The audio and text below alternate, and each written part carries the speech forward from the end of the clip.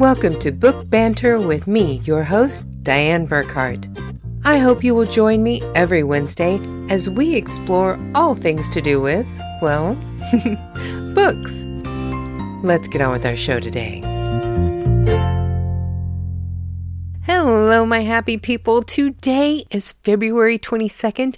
I'm so looking forward to this weekend because next Monday is my husband's birthday and I'm planning a lot of special things and I'm really looking forward to it. But for today, we have got something so special for you.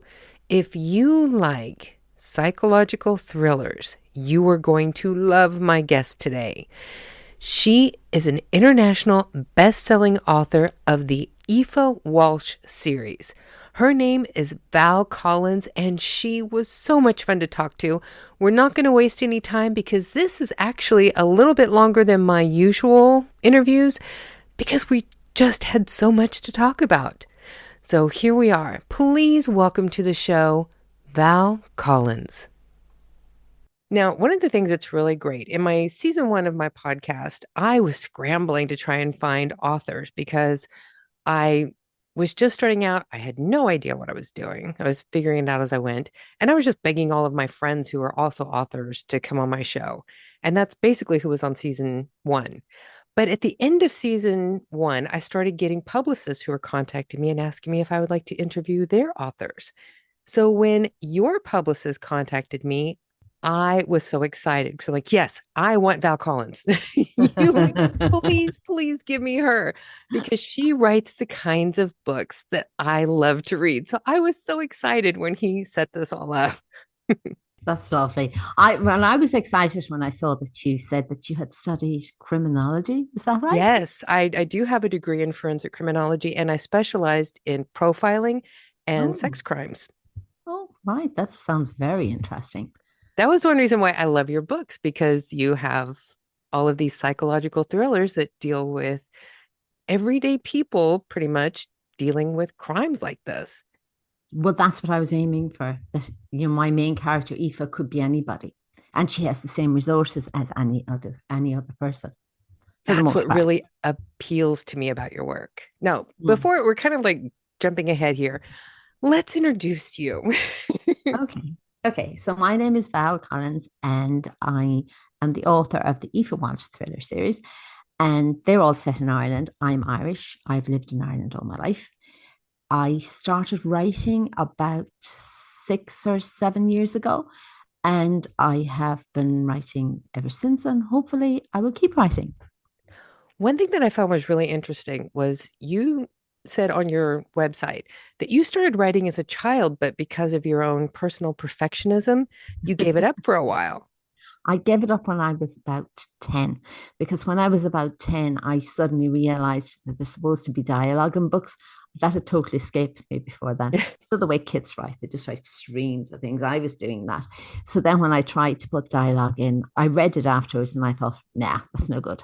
I'd rather read a book by somebody who does it properly. And I never wrote again until I was an adult. And I didn't know I could write. It came as a huge shock to me that I could.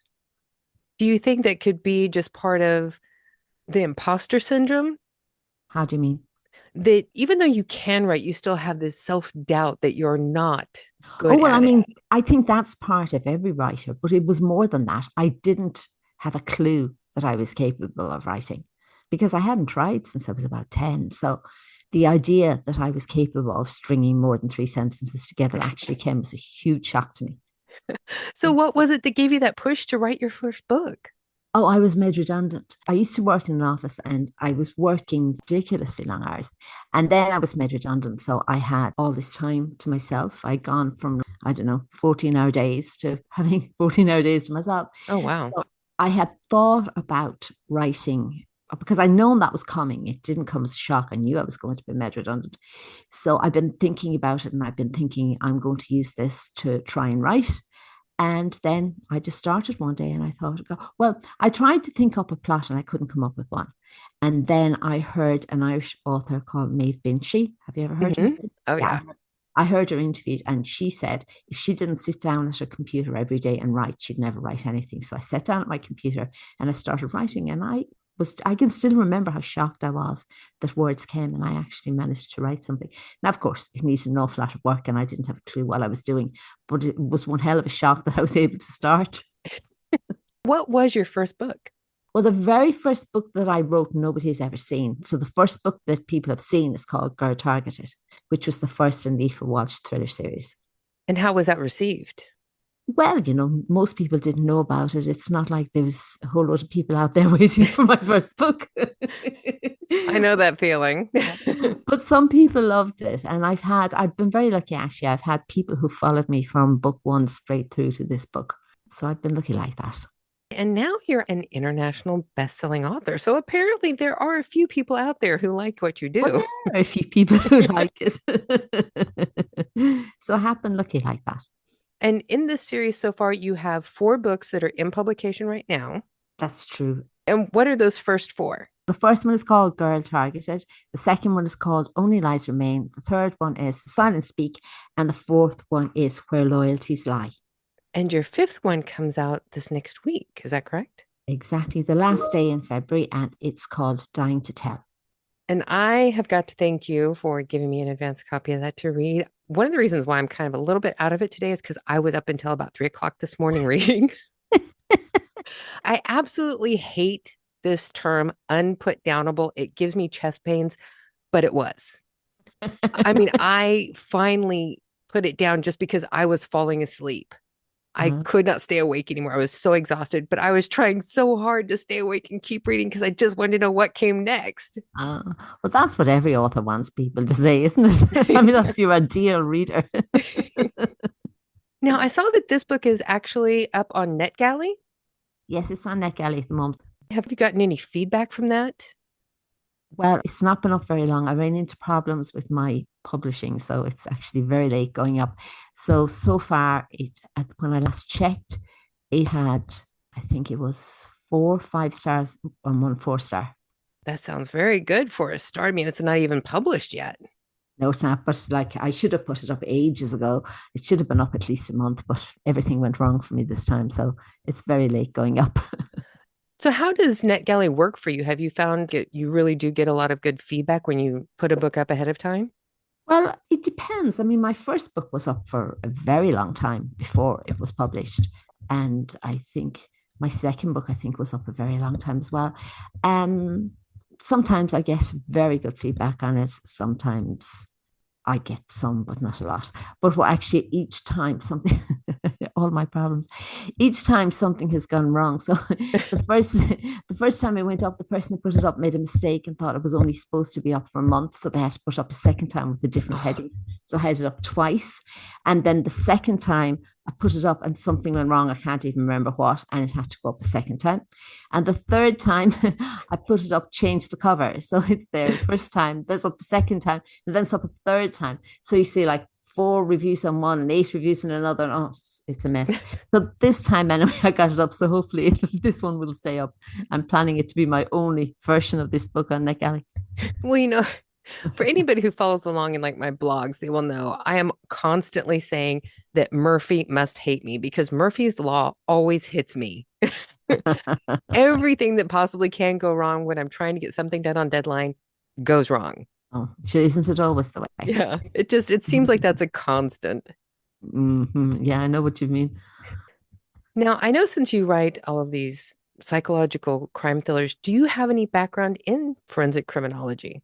No, not at all. I did psychology in college. It's one of my subjects in college, but that was a long time ago. But from somebody who has studied professional profiling for criminology, psychology is a huge part of that.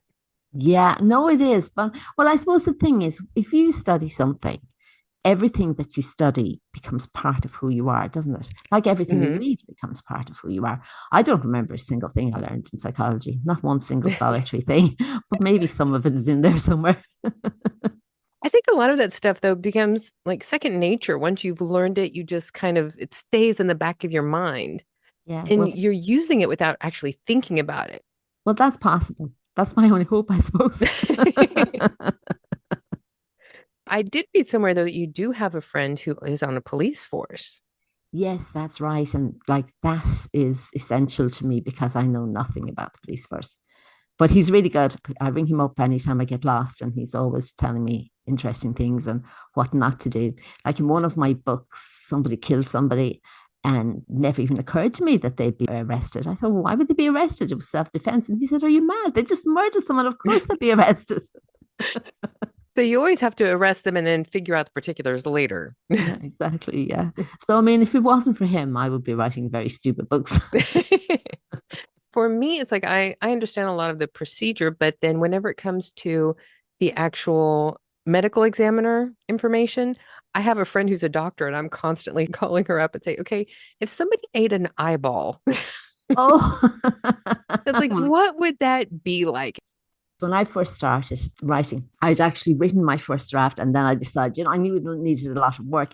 So the very first thing I did was I went on this short course before I got proper help. And one of the things in the short course was that they brought in a detective to answer questions, and you got to write out your questions beforehand.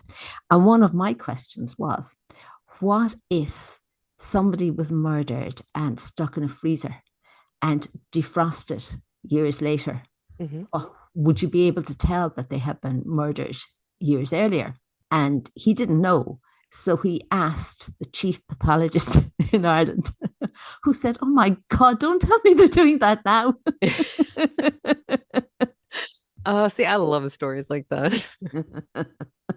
One thing that I noticed when I was reading your book last night, that you have a lot of strong female characters. Is that something that you do consciously or just how you write women? It's just how I write women. I don't do anything consciously when I write. I just write. I'm not a planner. I don't have any ideas of what I'm going to do. I just start writing about people and see what happens. I am exactly the same way. I have tried to plot and it I have to. never works. No, it doesn't work for me. It's like my brain freezes. I don't Yes. have any thoughts at all. I have tried so many times, and every single time the characters just go off in a completely different way. And I'm like, okay, we'll just follow this and see where it goes. Oh yeah, well, mine. I don't even start that way. I mean, I did try for one of my books to come up with a vague plot, and I thought, well, even if I had a very vague outline, but I couldn't do it. I think at the end of a week, I had one page written. So basically, when I start my books, I know obviously who's murdered, Hmm. and in all but one of my books, I knew why they were murdered, but that's it. I know nothing else. I love that. Now, what have you found to be the hardest part of building your career? Hmm.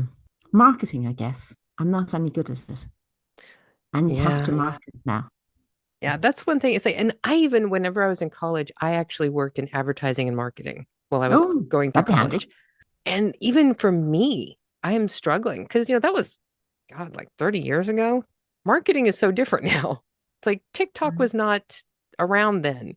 We had like the little Apple ones for computers in our office that had the green screen and the little floppy disk thing. And things are so different now with all the different social media, and you can be your own marketing department from your computer. Yeah, yeah, And it's that's just, true. you have to know these things like SEO and hashtags and the metadata that you have to encode in all of this to get hits on Google and Safari and all of these other web browsers. Well, you see, that's my problem. I know that such things exist and I ignore them completely. Same here. It's like I've been trying to teach myself how to do that stuff, and it's slowly coming along, but it's a process. Well, I started off when I started doing this, I started off and I did a free course on SEO and basics of it. Hmm. And the only thing I really got out of it was my title, the website and my Facebook on my whatever title. They said make them simple and make them easy to remember and make them all the same. That is Hmm. literally the only thing I got out of it. I did at the time, I knew quite a lot about it, but it all went in one ear and out the other. And when it actually came to doing social media, I just don't even think about SEO now. Well, that is one thing that was very easy to find you on all the different things because they are all Val Collins books. Yeah, that was the one thing I learned. And that's the only thing I took from So, that. well, you definitely got that right because it made it very easy for me to find your stuff. so that I could put your links up in the podcast description so people can find them even easier. Thank you. Now, I know you've done interviews on a couple of different podcasts. Do you listen to podcasts? I listen to a lot of things. And before I go on any podcast, I listen to quite a lot of the recordings that they have done before me. So, in that sense, I'm listening to them. Other than that, probably not. Is there one I, that you have found that has been a favorite? no, I'm not really a person who does that. What I tend to do is listen to audiobooks a lot. So, that's what I usually spend my listening time doing. Do you listen to psychological thrillers or do you like to listen to something outside of your own genre? I listen to psychological thrillers a lot, but I also listen to things outside my own genre occasionally. Who is your favorite author within psychological thrillers? I don't have one because what I do is I find that I'm very much a mood reader. Hmm. So I go from stage, well, I used to, I don't do it so much now, but I used to go from, I go through a fit of reading one particular writer and then I move on to somebody else and I'd read everything they wrote and I'd move on to something else. But what I decided to do, I'd say about a year or two ago, was that every time I read a book, I would read a book by somebody I'd never heard of before. Oh, nice. That's what I do these days. Whenever you do pick something outside of your genre, what is the other genre that you tend to go to? I tend to read a lot of Philippa Gregory. I've read Lee Child since the very beginning because, Lee Child was one of my earlier thriller writers that I liked. Hmm. I read Lee Coben sometimes. I just finished Spare yesterday. So that was Oh, nice. completely outside my normal thing. I tried Lord Peter Wimsey lately just because I'd heard the name and I wondered what it would be like. I tried Wolf Hall because the author died, and I just thought, okay, I'll see what that was about. That's about it. Do you have your books professionally edited or do you do them Oh, yourself? no, no, no, I don't do them myself at all. No. What is the best piece of advice you've gotten from one of your editors? Hmm, that is interesting. Um, when I first started writing, my main editor, my developmental editor, is Hmm. called Debs Hobbs White. And I came across Debs when I first started to write because I decided that I needed one-to-one help. And I found her through the Cornish Literary Agency and did 1 year mentoring program with her. So she went through my first book like page by page with me. Oh, Right. wow. But I needed that because she basically taught me how to write. First thing, when I had already written the book and when I brought it to her, I said, I'm not happy with it. I don't know how to make it sound suspenseful. And she said, oh, well, that's really easy. I can show you how to do that. And she picked two examples in my book and she showed me. And like 5 minutes later, I knew how to make things suspenseful. I couldn't believe I hadn't figured that out by myself. And since then, I actually have to try not to make things suspenseful because it just comes to me naturally now. Is she the one who talked to you about using too much Irish slang? No. Did somebody talk to me about that? There was something that I read on your website that an editor had mentioned that there were things that you had put in your Oh, book that might yeah. not be understood by people Yeah. outside of Ireland. No, actually, that's Eliza. She's the lady who does my copy editing, Oh, right? okay. So she's my copy editor. And I asked her that she's American. My developmental editor is English, so she'd know all the same words I do. So when she started reading my book, she said to me, people are not going to understand these. And the first thing I had in it was biro. Now I knew that because I remember going to America. I was on my holidays years ago, and I went into New York and I was staying in this hotel. And I asked the guy in the reception, could I borrow his biro? And he looked at me and he said, what? And I said, your biro, can I borrow your biro, please? And he just stared at me. And I thought, my God, I've heard that people in New York aren't friendly, but this is ridiculous. And I said to him, I'll bring you back, I promise. And he said, my biro. And I thought, okay, now you're just being smart. And I said, the thing in your hand. He said, my pen. Of course you can borrow my pen. See, and Everyone. I had absolutely no idea what you were talking about. I did not know what that word was. Yeah, no, nobody in America did. I was shocked because, like everybody in England, everybody in Ireland would say biro. I didn't realize that there were people who didn't know what that meant. That is funny. And I worked for a men's professional soccer team of football Mm. in whenever I was a teenager. And I hung out with all of these guys who were British and Irish and Scottish and from Germany and, all over the world. And so I got used to hearing things that were not, American English. And my Uh, husband is not an American, and we live in Germany. mhm. So No, I I'm remember used that. to that, but there's so many things. English is such a varied language when you have, Australian English and English that they speak in India and in Canada and in New Zealand. I mean, there's so many words that can be interpreted differently in all of these different places. It's an incredible language. Oh no, it is. And I mean, like what she said to me, because I'd known by her, I'd just forgotten, but she said to me, press is the other one I remember, that she had to look up to see what was a press. I couldn't believe it. I thought everybody knew what a press was. So what does that one mean? A press is a cupboard. Yeah, Do you I know haven't heard what a that cupboard one is? either. Oh, okay. A cupboard, a closet. Yeah, I mean, cupboard, I understand. Press, I Oh, didn't understand. oh yeah, okay. Yeah. See, and I find that absolutely fascinating. And Mhm. also, I want to thank you on behalf of everyone who is not used to Irish names, Oh, that you give a pronunciation guide in the beginning of your book, and you even have audio video on your Instagram. I do. I know that's one of my things. I think, you always hear people struggling to try to pronounce Irish names. And I remember when Saoirse Ronan won some big award, and I remember some famous actors gotten up there and he said, that's kind of his attempt at her name. I was thinking, my God, Saoirse is not a hard word to say. If you can say sear and you can say sha, you can say Saoirse. But, so I thought, okay, I'm going to put Irish names in my book and I'm going to tell people how easy they are to pronounce. Well, I mean, and like your main character, Aoife, it's like Aoife, I would not have said Aoife looking at I-F-E. Aoife. No, well, you couldn't be expected to know that it would be pronounced Aoife. But if you heard Aoife pronounced, it's actually a very easy word to say, isn't it?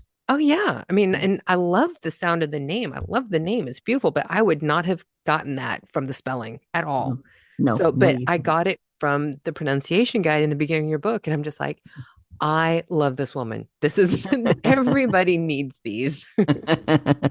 No, I mean, Aoife is a terribly common name here. I mean, it sometimes seems like every second young woman in her 20s and 30s is called Aoife. Aoife and Kira. Oh yeah, Kira, I like that one too. But Aoife is one that I haven't heard before, but it's a beautiful name.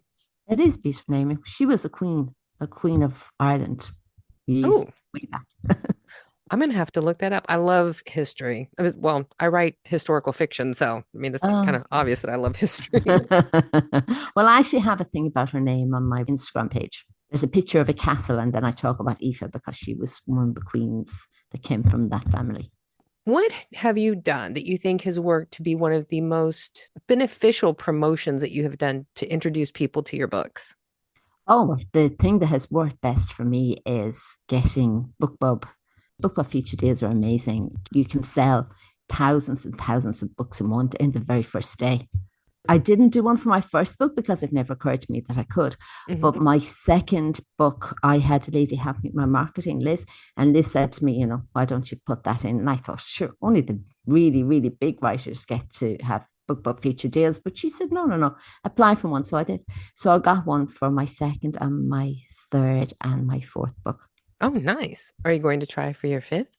I am going to try for my fifth, but I can't do it now for about 3 months because you have to have them up for one. You have to have a decent amount of reviews or they won't even consider it. Let's see. I have this thing that I have been doing with authors that we do a 5 quick questions. They're going to be like simple questions. You don't need to think about them a lot. Just go with the first thing that comes to you. Okay.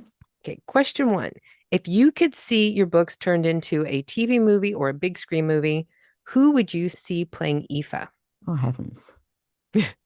I don't know.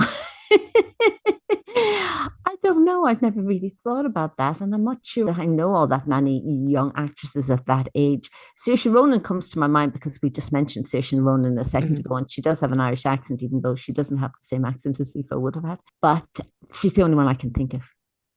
Do you take bits of your own life to build Aoife's world and make it more relatable, or is it completely made up? I suppose everything you write has got some part of your life in it. True. Otherwise, yeah, I would have to. Yeah. So, but I'm not Aoife if that's what you're going to ask me next. No. Number three, what is the most memorable review that you have ever had on one of your books, good or bad? Just the one that immediately comes to mind. Oh, the very first one, because I had sent out arcs of my first book and nobody much outside my family. And Deb's, my development editor, she'd read it. But apart from people whose job it was to read it or family or Mhm. friends, nobody else had read it. And I was really nervous about it because it's really hard putting out your first book and you've no idea whether people are going to like it or not. And then about a week before it was due to go out, I got an email from this woman and she said she had just read it and she loved it. And I thought that was such a lovely thing to do, to write to me a whole week before the book came out to tell me that. That is nice. Now, number four, I know you like to listen to a lot of audiobooks, but your books are not available in audio. Do you have any plans to do audiobooks? I'd love to do audiobooks, but that's a huge undertaking, and I'm not sure that I would be able to do it. See, I know if you hire somebody else to do it, it can be very expensive. I've Well, been I wouldn't looking, dream of doing it myself not at all. Why not? because you need somebody who can do a bit of acting when they read. I can't. See, but you Whenever do I have a very expressive voice just when you're talking. I think you could actually do a good job at it. No, I'd be absolutely terrible. I was I was on Global Girls or something like that. I can't remember what that is called. It was Global Girls something. And I read bits of my book online for them. Hmm. And I was posting throughout the day and I was posting on my Facebook page. So I posted the first three posts on my Facebook page so anybody could see them, even if they weren't part of this group. Hmm. But when I got to the ones where I had taped it, they were so awful. I said, no way is that going on my Facebook page. I don't want people to hear me reading. See, and I would imagine that you would actually sound good because just having this conversation with you, you're a very expressive speaker. Well, maybe I am, but I'm not an actress. So, your fifth and final question. What is the best piece of advice that you would like to offer an author who is coming up now and is having a little bit of second thoughts about whether or not they have the ability? Oh, don't think about it. You'll never feel you have the ability. Just do it. Perfect answer. I totally agree. I know whenever I did my first one, I actually did it under a pen name because I figured if just in case they were absolutely horrible, I could walk away and nobody would ever know it was me. Did you not have your picture attached to them? The photo that I use for the author is my father when he was my age when I wrote the book. Oh my. Yeah. And he is absolutely thrilled. He loves playing Stephen Burkhart for me. He just thinks it's fantastic. He's an avid reader, so he loves doing this bit for me. Oh, that's amazing, actually. It's a very good idea. Imagine if you made it really, really big and were, being interviewed on TV. You could send your father to do all the interviews. Well, he has absolutely refused to do any interviews. And that's one reason why I've had to come out as the actual author behind Stephen. But the thing is, whenever the first book came out, it won a couple of awards and people were wanting to talk to Stephen. And I'm like, well, okay, this isn't going to work now. So we had to change it up. uh, so you've changed it to your own name now, have you? No, we still have it as Stephen Burkhart, and I'm going to do all the Western books under Stephen Burkhart, but it's kind of like an open secret now. Mm-hmm. Because Yeah. if you go and you look at the bio on Stephen's about author page, it has my picture with his and it tells about why I used Stephen Burkhart as a pen name back then. Ah, that's a really lovely thing for your dad. Now, if you could pick anything to come next in your career, what would your dream step be? Do you want to keep writing the Aoife Walsh series, or do you have something else that you'd like to try? I don't intend to write another Aoife Walsh book this year. I do intend to write some sometime in the future, but I'm thinking of starting a new series now. So, well, it may not be a series, but because Aoife turned into a series, I'm just assuming everything I write will turn into a series. But I'm thinking of writing a new book about a time traveling detective. Oh, I love that. Well, it may not work out because I'm sending them back to the early 1900s, and there's a lot of research involved in that. And I'm not sure how long that's going to take. Oh yeah, because the book series that I was doing, it's set in the United States during the territories era, Mm-hmm. before everything became part of the Union. Mm-hmm. And I'm having to go back and say, okay, did they have sparkling water that they could have in the saloon back in 1859? Would they have been able to get ice to the Kansas territory at any point in the year at that time? You know, half the time I spend, it's just looking up to see if things were available at that time and what was correct for that point in history.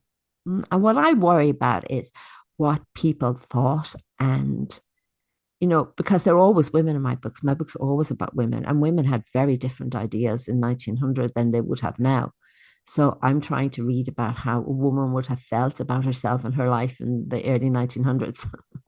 Yeah, I was talking to another author that also writes historical fiction, and he and I were talking about how the way that we look at things now would not work for Oh, no. writing accurate historical fiction. Oh, no. Sure. People had totally different ideas. I mean, even just here in Ireland, the Ireland I was born into doesn't exist anymore. Hmm. It's a totally different country now. So think what it was like in 1900. Yeah. Yeah. Although I must say, I think that probably Ireland changed very little between, say, I say people and their attitudes. Look, obviously, there was an awful lot of automation and everything else, but I'd say people and their attitudes didn't really change here, I'd say, until maybe the 80s. I'd Hmm. say they started to change in the 80s and then they changed constantly because, like, in the middle of the boom, say in 2000, people had become completely different from, say, what they were 20 years earlier. And now they're very different from what they were during the boom. So people just keep changing and their attitudes just keep changing. Oh, yeah. I mean, I was born in 1967, and, just the things that have changed since then is Mm, incredible. When I was young, women couldn't get a credit card, they couldn't open their own bank account, they couldn't buy a house. that's so hard to believe, isn't it? Yeah. Yeah. I Hmm. mean, and it's incredible just like how recently all of that actually changed. Yeah. Yeah. And even when you think of equal pay, when was the Equal Pay Act? I think it was 1770 something. I mean, imagine. Well, of course, nowadays we don't have equal pay either, but in Yeah. those days it was considered perfectly normal.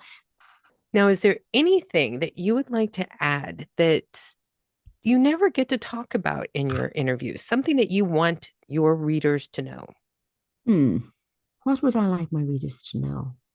Is there just like a piece of advice or something that you wish you knew then that you know now? Anything? Okay, well, I mean, the main thing I mentioned already, and that is that it is amazing that you could be able to write and be totally unaware of it. And I often wonder how many other people in the world are wandering around to think someday maybe I will write, but they have no idea that they can. And basically, they could if they just did it. And it's incredible how many platforms there are now to publish your own work. That's true. So there isn't the things that used to keep people out of publishing before, where they had to go to a big publishing house and get a contract and, have it done professionally. Now it's very easy for people to be indie authors and get their Mm. work out to the public. Yes, but of course, the downside of that is that everybody's doing it, so it's very hard to stand out. Yes, And that's it true. also means that if you go to even a really well known traditional publishing company and you get a deal with them, unless they choose you as somebody that they're going to push, which is highly unlikely, you'll end up doing all the marketing yourself anyway because they're not going to do it for you. Yeah, and I don't think a lot of people really realize that just because you get a deal with a publishing house doesn't necessarily mean that they're going to put their marketing department behind you. Oh, no, they won't. But I remember when I decided to do that course, the very first course that I did, it was a series by an Irish writer, Louise something. I never can remember her name. But anyway, she's done quite well. She even had a US deal at one stage.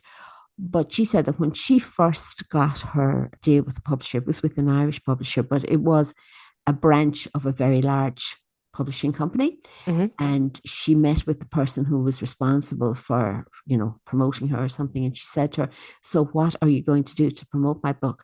And the lady said to her, "Well, I always think it's best to let people come to us." So basically, she meant nothing. Yeah. Now, what is your favorite part about being an author? Writing. I love writing. Do you ever imagine that you would stop writing for any reason? I think maybe I might write slower. Like I always find the coming up to, because I have so far, because I'm moving to a new series, I don't know what I'm going to do now, but so far I've always brought out a book in February or March every year. And coming around November, I just start panicking. So, like November to February, I don't know what I'm doing half the time. I'm wandering around in a state thinking, how am I ever going to get this finished in time? So, I think I would slow down and maybe write one every 2 years or something like that. But I couldn't see myself not writing at all. I think I've gone pretty much through all of the notes that I had on here. Is there anything that you would like to add? Read my new book.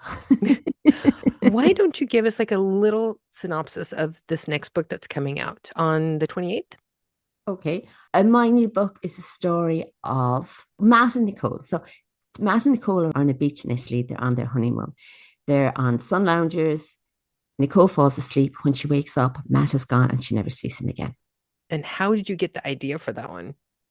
It was actually something my mother mentioned. My mother knew somebody that happened to a long time ago. And in that case, the woman, I don't know if she was on her honeymoon, but she was very recently married and she was on the beach. She fell asleep. And when she woke up, her husband was gone and he was never seen again. Although in that case, he was like, they never found out what happened to him. So they assumed that he went swimming and he drowned. Nobody knows. Oh, wow. Your mother personally knew them, or it was a story that she read? No, as far as I know, my mother personally knew the woman. Wow. That's incredible. But I don't like to be too definite about that because I didn't hear that story from my mother. My sister happened to mention to me one day, she was saying, do you remember mom was talking about that man? So, I mean, I'd never actually heard it firsthand. That's still incredible, though. It has been absolutely fabulous getting to talk to you. And I have to tell you, your publicist, I hope I'm going to say his name right, Mickey Mickelson, That's correct. with Creative Edge Services. Whenever he and I were talking about authors that I might want to have on my podcast that he represents, I saw you, I saw your books. I'm like, I have to have Val Collins. Please, please, please, please give me her. Well, thank you so much for picking me. So please be sure and pass that along to Mickey that I am so thankful. I have had such a wonderful time getting to know you. And I hope that everybody will check out your book. Go pre-order it now or make sure that you get it on February 28th. It'll be everywhere. But I keep my earlier books on Kindle Unlimited. And so that means they can't go wide. But my last two are wide, so you can get them anywhere. Ah, nice. Everybody needs to go and find your work. The links for your social media and being able to find your author pages is going to be in the description of the podcast and on our website, burkhartbooks.com/podcast on our podcast information page. Dianne, thank you very much for talking to me. Thank you. So there you have it, my happy people. Was that not a fantastic interview? I had so much fun talking to her. I could have talked to her all night.